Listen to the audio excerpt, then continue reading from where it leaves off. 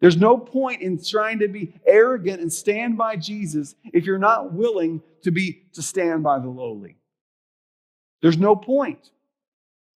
Jesus interrupts their argument over their arrogance to remind them there is no place for arrogance before the throne of the living God. We're going to continue our journey through this great book, this great gospel telling us the story of Christ. Today, as I was working through these texts this last week and looking at them, I've got to tell you, I found it a little difficult to kind of say, okay, how do these things connect to one another? How do they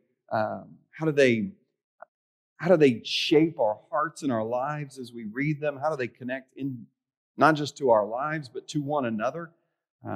We know Luke is writing for an intent, for a purpose, to introduce us to this person of Jesus. And so God just kind of said to me, I think it was Tuesday or Wednesday, I was sitting in a little corner of quiet at Falls Creek that I was able to find for myself for a few moments. And he just said, Michael, and this question, I want to put it on the screen for you this morning because I think it was a very helpful question for me in this text, and it might be helpful for you at some point. And here it is. What truth in this text, what is it in this text that makes me love Jesus more or desire to worship Jesus more than I did before I read it? When you're struggling with a passage of Scripture and that you're simply asking the question, where am I seeing Jesus in this text? Where am I seeing His power, His glory, His might, His salvation? Where am I seeing Him in these Scriptures? Sometimes it's very easy. You read John 3, for God so loved the world that He gave His only Son. It's not hard to see why we should love Jesus in that text. Some texts are a little bit more tricky, and some texts make us ask these questions a little bit more. And so this question helped me this week because as that question came into my mind and I began to read these texts with that question as a lens by which I looked at it, immediately these three realities, these three truths popped from this text and said, this is why I love Jesus more from this text.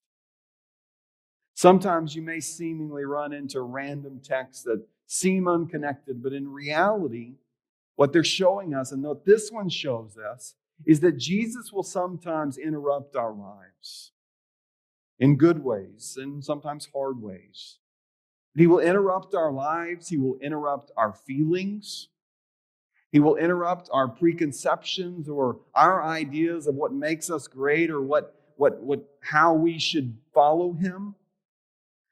And He does so to invite us, to comfort us, to call us to center our lives on Him, to trust Him, to follow Him, to obey Him, to love Him. Anything else that we could ask or imagine. So when we read these stories today, I hope that you will see the same thing and that we will walk from this place loving Jesus more, worshiping Him more, giving ourselves to Him more than we did when we walked in. Let's read starting in verse 37. On the next day, when they had come down from the mountain, a great crowd met Him. And behold, a man from the crowd cried out, "Teacher, I beg you, look at my son, for he is my only child. And behold, a spirit seizes him, and he suddenly cries out, and it convulses him so that he foams at the mouth, and it shatters him." Or some translations say it says it bruises him and will hardly leave him. And I begged your disciples to cast it out, but they could not. And Jesus answered, "O faithless and twisted generation, how long am I to be with you and to bear with you? Bring your son here." While he was coming, the demon threw him to the ground and convulsed him. But Jesus rebuked the unclean spirit and healed the boy and gave him back to his father. And all were astonished in the moment at the majesty of God. But while they were still marveling at everything He was doing, Jesus said to His disciples, "Let these words sink into your ears. The Son of Man is about to be delivered into the hands of men." But they did not understand the saying. It was concealed from them so that they may not perceive it. And they were afraid to ask him about this saying. And an argument arose among them as to which of them was the greatest. But Jesus, knowing the reasoning of their hearts, took a child and put him by his side, and he said to them, "Whoever receives this child in my name receives me, and whoever receives me receives him who sent me. For he who is the least among you all is the one who is great." And John answered him, "Master, we saw someone casting out demons in your name, and we tried to stop him because he does not follow with us." But Jesus said to them, "Do not stop him, for the one who is not against you is for you." When you start working your way through these texts, specifically in the verse story, this one truth begins to emerge from it, and it is this: Jesus will meet people at their greatest need. What makes me love Jesus more from this first story is the truth that Jesus will meet people at their greatest need. Jesus had spent the night on the Mount of Transfiguration. When he comes down, you guessed it, another large crowd is gathering and waiting. And why are they all waiting? Well, he tells us here, a situation has developed. And the world will always slow down and want to see what's going to happen in a situation. That's why traffic slows down and you can't get through, is because everybody's going to stop and look at the other side of the highway and see what is going on. The world has done this for centuries. It's not just driving, it's all time. When something is going on, people congregate and they want to see what is going to happen. Jesus is pretty well known at this point. We've seen multiple times, Luke told us, that his fame and the word about him had spread and people were coming to him from all over the land. And we can probably assume his disciples, those regular ones who were always with him, they were probably pretty well known as well. So a man heard that Jesus was around, and his only son, who was possessed by a demon, an evil spirit, when he says, "You know what? I'm going to take my son to Jesus." Maybe he had heard of Jesus healing other people with unclean spirits. And he says, I guess I'll try. What do I have to lose? My son cannot operate or function in daily life because of this unclean spirit that is in him. So I'm going to take him to Jesus. So he tries to find Jesus, and he can't find Jesus because where is Jesus at? Jesus is on the mountain. He's on the mountain of transfiguration. He's literally showing his disciples his glory and why he is able to heal all of these people in the way that he is. And so the man went to what he thought was the next best place. Where did he go? He went to Jesus' people. That's a bit of a sobering thought, isn't it? When Jesus is not there in physical presence, where do people naturally turn when they need help? They look to Jesus' people. Now, this isn't really my point, but how do you respond to that? When somebody needs help and they turn and they look to the people of Jesus, how do we respond to that? But what was the problem in this story? The disciples were not up for this.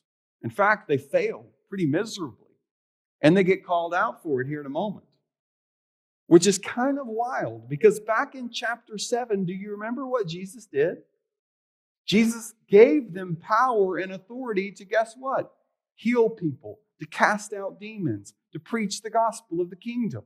And they had gone out and done that work. So they had literally they had done this already once before, or maybe multiple times before. And they'd come back to Jesus, we know, rejoicing. And then Jesus took them away for a little bit of a rest. And that's where we saw the feeding of the 5,000. Prior to that, the disciples, so it's probably not far before this, the disciples had been able to do this very work. And yet now at this point in time, they cannot. They fail. And the man points it out in front of everyone when Jesus shows up on the scene. They got called out and he said, "Your disciples could not do this." God, help us not being in this situation, of not being the people who could not meet the need at hand. And we actually get some insight over in Matthew chapter 17 about what actually happened to the disciples in the moment. Matthew records this story, but he gives us this little bit of insight. After the man had gone and the crowds had dispersed, the disciples came to Jesus privately and said, "Why could we not cast it out?" They were confused. They didn't quite understand. And he said to them, "Because of your little faith. For truly I say to you, if you have faith like a grain of mustard seed, you will say to this mountain, 'Move from here to there,' and it will move, and nothing will be impossible for you." But what is really shocking about this text here is verse 41. And in verse 41, we see Jesus look at the people, maybe look at the disciples, maybe even look at the dad, and say these words. And words that we really haven't come to expect from Jesus from what we've seen of him in the Gospel of Luke to this point. He looks at the people and he says, "You faithless and twisted generation. How long am I supposed to bear with you and to be with you? How long am I supposed to put up with this?" Now the question is, who is he talking to? Is he talking to the disciples? I think you can make a pretty strong case for that. He'd already given them the power, the authority to do this work, and now they can't do the work that they once could do. So they could be messing up. I think you could make a case that he could be talking to the dad a little bit. Yes, the dad brought his son to Jesus, but did you catch the way he asked Jesus to help? Did you see what he said? He said, verse 38, "Teacher, I beg you to look at my son." He doesn't ask him to heal him. He doesn't come to him in faith. He just says, "Here he is. Is there anything you can do about it?" So I think you can make a case that he's talking to the disciples. I think you can make a case he's talking to the dad. I think you could make a case that he's talking to the crowds that have gathered around and nobody has done anything to this point. So he looks at this entire situation and he has to ask the question, what is going on? Is this just Jesus being annoyed? That's not his character. That is not his nature. He's making a point here. He makes the point that they are what? A faithless generation. I think his core focus is probably on the disciples, especially when you couple that with Matthew 17, when he tells them that they lacked faith. And that's why they couldn't heal it. Whether they realize it or not, though, in this moment, Jesus is meeting people in their deepest need. Normally, when we think about Jesus meeting people in their deepest need, we think about him helping the helpless. And we see that in this story, don't we? We see him heal the boy. We've been told what happens to the boy, and then as he comes, we see the demon possess the boy in that moment and begin to show his power, the demon's power. And what does Jesus do? He rebukes him. He casts the unclean spirit out. He heals the boy and restores him to his father. You can literally see Jesus overpowering darkness in this moment. You can see him bringing healing. You can see him bringing restoration. You can see Jesus doing all the things that people across the centuries have loved Jesus for, which is helping the helpless. People still flock to Jesus who are helpless because they think he will do something for them and he can help them. And the truth is he can and he will. Jesus will help the helpless. But there is another side of Jesus meeting people in their greatest need that we don't like as much and people have run away from and killed Jesus for across the centuries and killed his followers for. Yes, Jesus helps the helpless, those who are in deep need, but Jesus also challenges the faithless. And both represent people in their greatest need. The disciples' problem was not that they were helpless. The disciples' problem was that they were faithless. That they did not believe in the work that they were doing. They did not believe in the one who could do the work. The apostles, and I would argue the dad as well, are challenged by Jesus they're challenged in their faithlessness. And they're challenged to simply trust him, to be faithful. Sometimes Jesus helps the helpless. Other times, Jesus challenges the faithless. Both times, he's meeting people in their greatest need. You may look around and your situation is not one of helplessness. In fact, you've got it going on and you don't need much help. Guess where Jesus is probably coming for you?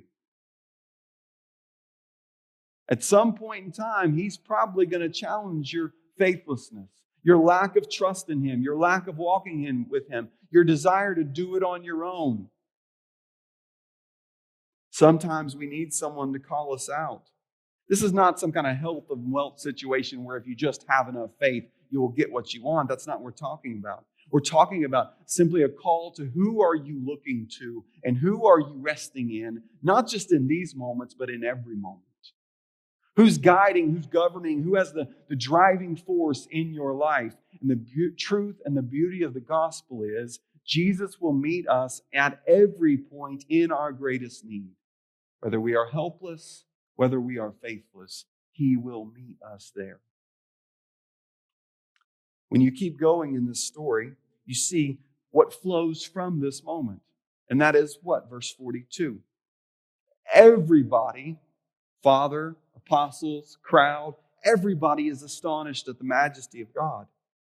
And not only that, they're marveling at everything Jesus was doing. People's minds are literally being blown. They don't know what to do with Jesus because he's healing people. He's casting out demons. He's feeding thousands of people. You just go back through the Gospel of Luke and you see all the things that we've experienced Jesus doing. And people are just loving it.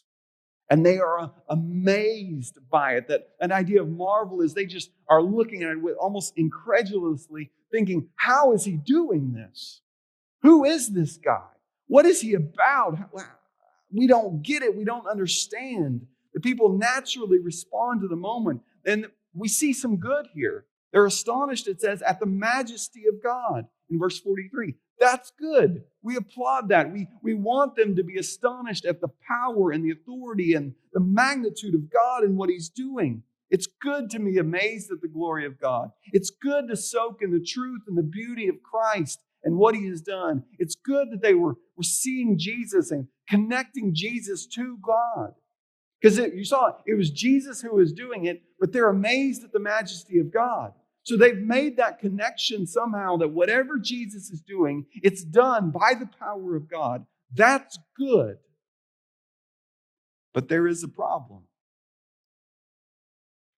Their astonishment and their amazement was not giving way to truth and worship in the proper manner. You see, they were marveling. They're amazed at the majesty of God, but they were just marveling at everything he was doing. Astonishment and amazement and marveling, that language, it sounds like worship, but it's not. Astonishment and amazement and marveling is what you see when you see videos of guys predicting numbers and the Oz the Mentalist guy. You ever watched a video of him? It's really creepy. You're like, I don't know how he did that. And that's astonishment, amazement, and marveling. When you see a magician pull a card out and you're like, I'm not sure how he did that one. You know there's a way, but you don't. That's what was going on here. It's not worship, and it's not grounded in the truth of who Jesus is. They had a lot of feelings about what was going on. They felt really good about it. They liked it. They were enjoying it. They were drawn to it. But it wasn't grounded in truth. And that brings us to the second reason that I love Jesus in these truth and in these moments. Because Jesus will interrupt our feelings to make sure we are grounded in truth. Jesus will interrupt our feelings to make sure we are grounded in truth. And we can see him do that to his disciples, starting in the second half of verse 43.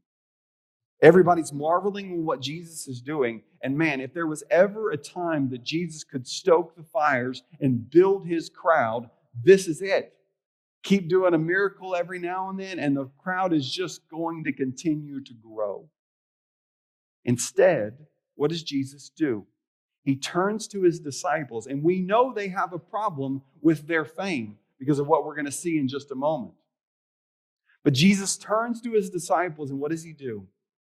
He looks at them in verse 44, and he says, guys, listen very carefully here. He says, let this sink into your ears. You need to pay attention to what I'm about to say to you. The Son of Man is about to be delivered. That word delivered is also betrayed into the hands of men. So he tells his disciples, he says, guys, listen, I want you to see what's about to happen. You can see this great crowd that is scattered around us. You can see their amazement and their marveling at what is going on and what I am doing. But you need to be grounded in the truth of what I am really here for. I'm not here to blow minds by casting out demons. I'm not here to make people feel good that maybe we're going to get free from the Romans because this guy is different. That's not the reason I am here. You don't marvel and be entertained by the Holy Son of God. Isn't it good for people to be amazed at the signs and wonders? Yes, it is. But the signs and wonders are supposed to take you somewhere. Jesus tells them, you believe in the signs and wonders, that's great. Believe also in me, the one who's doing them, so that you can believe in the Father. It's good for people to feel the power of Jesus and get excited about what Jesus is doing. That is good. There's nothing wrong with that. But excitement that is separated from truth eventually leads to disillusionment and falling away. The same crowds that marveled here in chapter 9 are going to crucify him in just a little while. Why? Because Jesus stopped doing the miracles that entertained them and introduced them to why he really came. To suffer in their place. And they had no category for that. They had no category for a suffering servant. The feeling of amazement dried up. So they said, you fail to amaze me, I'm done with you. So Jesus preemptively interrupts his apostles' feelings to ground them in the truth of what is to come. And he does so with truth that supersedes feelings and truth that reconnects us to the heart of what will be the true gospel. In fact, it is truth that makes your feelings go in the opposite direction. The disciples are riding high. They're sitting at the top of the world. Jesus just healed another one. He's fed people. He's done all of this stuff. The crowds are going nuts over him. They're marveling. They're amazed at him. And Jesus pulls them aside and says, hey guys, you need to listen very carefully here. None of this really matters. None of it. What matters is what's about to happen. And what's about to happen is I'm about to suffer in your place. In fact, I'm about to be betrayed, handed over.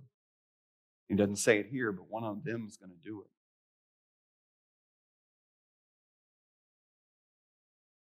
One of the 12 that went out with power and authority and healed demons is about to betray him into the hands of men that he would be killed. Guys, the crowds, that's not going to get it. Which makes what comes here in a minute just so telling. He says, let these words sink into your ears. I'm about to be handed over. And he's told them before that handing over is going to lead to his death. Listen, that doesn't feel good. It doesn't sound good. It's definitely nothing to marvel at. It's something to weep over. Listen very carefully. The gospel only feels good to us because it is grounded in the truth that someone suffered for us. The only reason the gospel brings warm fuzzies and feelings of peace to your heart is because somebody made that possible by taking your place and bearing punishment that you should be bearing.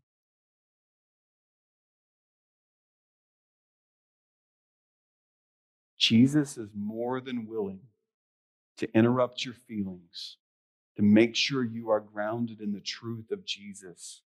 If you remove all the suffering from your gospel and your feelings do not have a gospel of suffering, if suffering in your own life or the lives of those around you means that you can't feel good in Jesus, you do not have a gospel. You have false hope. You have external, circumstantial driven faith.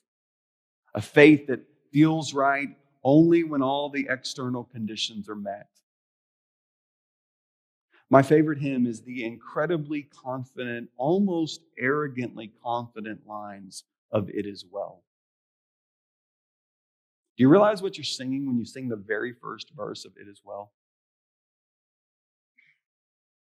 When peace like a river attendeth my way, when peace comes my way, let me translate, when everything feels great. Man, when Jesus is near and dear, my family is doing well, my things are going well at work, the church is flourishing and thriving and growing, people are being drawn to Christ and baptized, and children are being born and raised up in godly homes, when all of those things that, and we take great comfort and great joy in, and when all of those things, it is well.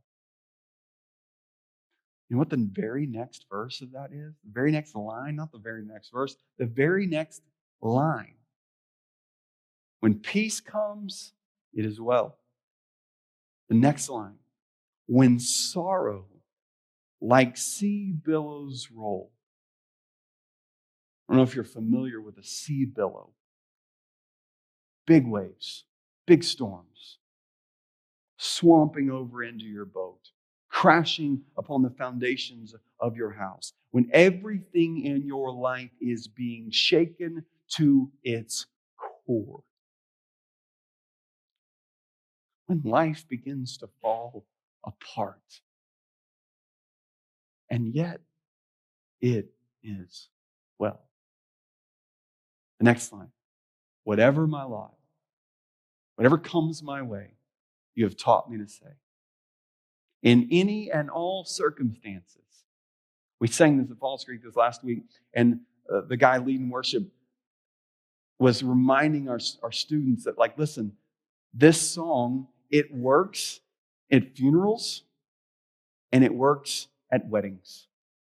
It works everywhere because of the hope that it lays inside of it. Whatever is going on in our life, regardless of the external circumstances, regardless of the way we feel, we sing, "It is well," because of Christ.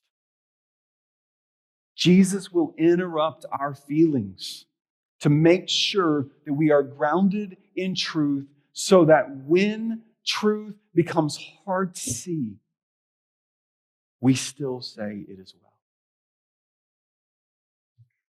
How I feel should have no bearing on my ability or my responsibility to worship and trust Jesus. It may change the tone, or whether I do so through clear eyes or weeping eyes, but it does not change my ability to worship and to trust Him. Now, this exact situation, Jesus healing and the crowds going wild and then announcing His death, is usually not unfolding today in our daily lives. But its cousin unfolds all the time in the modern church. This idea that my worship and my trust in Jesus is driven by my feelings. It sounds a little something like this. It may sound a little familiar to you. I just don't feel like worshiping today. Students, This one's for you. When I go to church, it just doesn't feel the same way that it does at Falls Creek.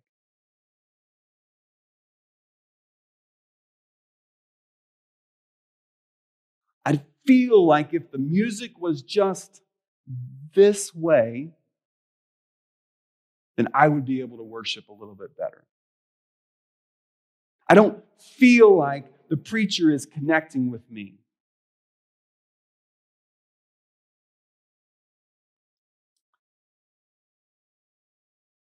Worship and trust in Jesus has never been about your circumstances.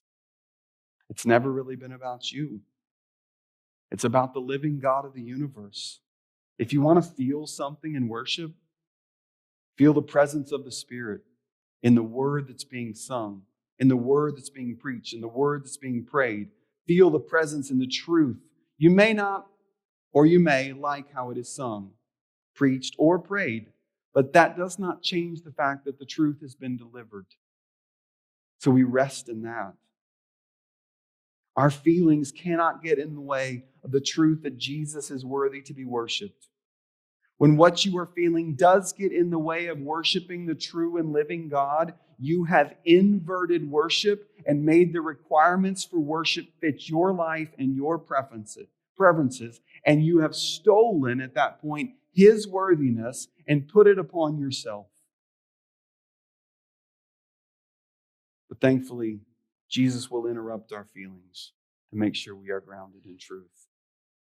When we move into the last section of this story, the final truth remains. It helps me to love Jesus more, and I pray it does you as well. Jesus will make sure that we keep our hearts aligned with His. Jesus will make sure that we keep our hearts aligned with His. When we belong to Jesus, He will do what it takes to make sure that we stay in step with Him. The last two moments we see in our text for today are sobering because they're part of the same story. There may be a time gap in between them, but the way that Luke connects them here, Luke's placement here just dials up the irony factor to an 11. Jesus had just told them what the greatest among them himself was going to endure. He was going to be betrayed, and they were blind to it. So naturally, what was their conversation? As Luke tells it. Well, if the greatest among us is going to be betrayed, well, then who is the greatest among us? That makes sense, doesn't it? But notice in this story, it doesn't tell us that Jesus heard their conversations. He probably did. It just tells us that Jesus knew the reasoning of their heart. Jesus knew what was going on in their hearts. Verse 47. Jesus knew what was going on with them. Listen, He can see what's in our hearts. He didn't just have an argument on their lips. He knew what was in their hearts. You are not fooling anyone. You can say one thing on your lips, but Jesus knows what is in your heart. I may not see it. Others around you may not see it. Your family may not see it, but there is always one who does.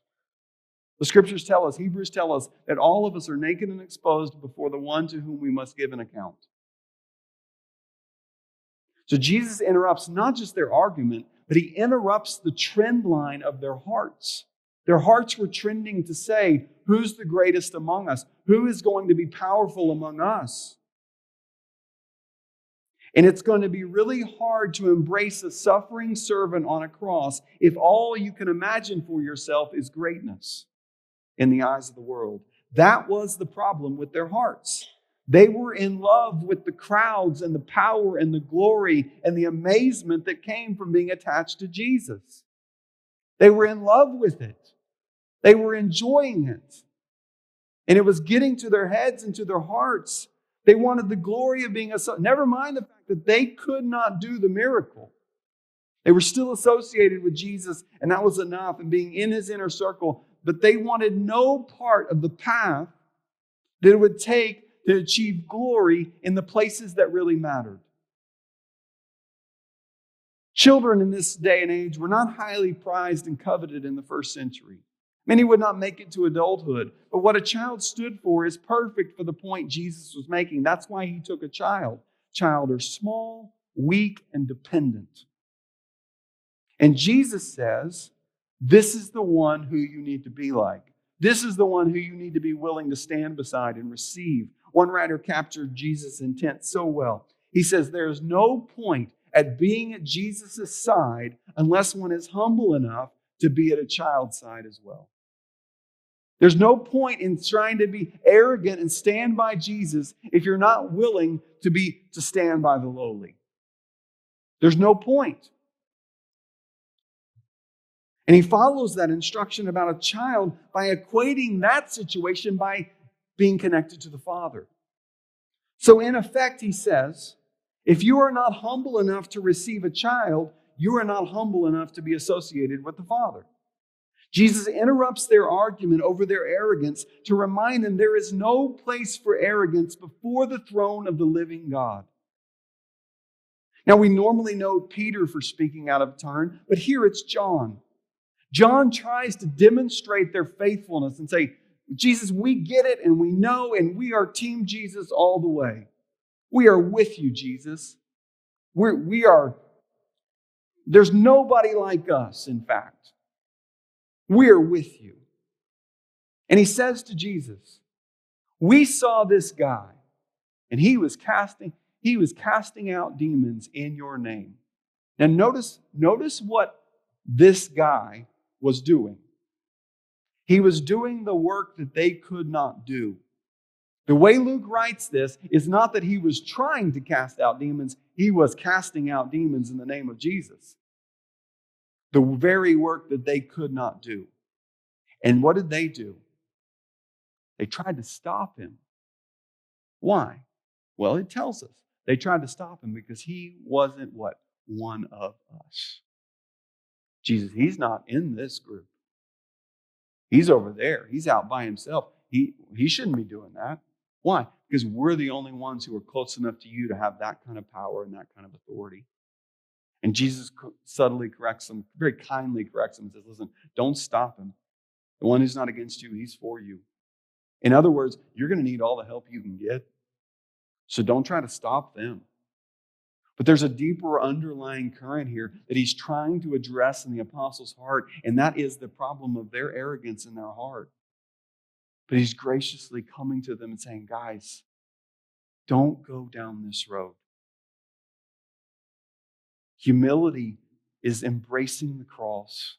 Following me is embracing places of humility. Following me is embracing the cross. Following me is staying with Jesus. Jesus knows their heart, and what he reveals is that their efforts to stop that would-be healer was rooted in the same place that their argument over greatness was. The arrogance in their soul and the pride in their position. They wanted no one else to do healing. They wanted all the acclaim, even though they couldn't do the work at the moment because of their faithlessness. Was their focus on the one who would be healed? No. They didn't have any concern for the guy. You realize they're trying to stop a guy who's in the same position as this kid. They're trying to stop a healing for someone that is possessed by an unclean demon. And they're saying, no. We don't want you to do that. We want to be the ones. We want to be the ones who do the healing. You stay to the side. We'll handle this. There was no desire for that person to be healed. It was a desire for their own glory. They wanted all the acclaim. The one who was actually doing the work, we don't even know who he was. It just says it was some guy. How was he healing? He was healing in Jesus' name. He was healing with the glory and the power and the might of Jesus. Their hearts were laid wide open for all of us to see. And in so doing, ours are as well. Why do we do what we do? Why do we serve? Why do we follow? Why do we preach, proclaim? This hits me like a ton of bricks every time I read it. Why do I do what I do? Why do I stand here? What am I looking for? What am I desiring? Is the motivation for my ministry Jesus only and Jesus always? I know it may seem like I'm pounding on that phrase lately, but that is what we are seeing everywhere here. And it needs to be the primary shaper of our life. That it is all about Him. And praise be to God that He will not elevate ourselves. He will not let us elevate ourselves without bringing some kind of correction. May we be faithful to listen, stay humble, stay focused on Him, and follow Him faithfully.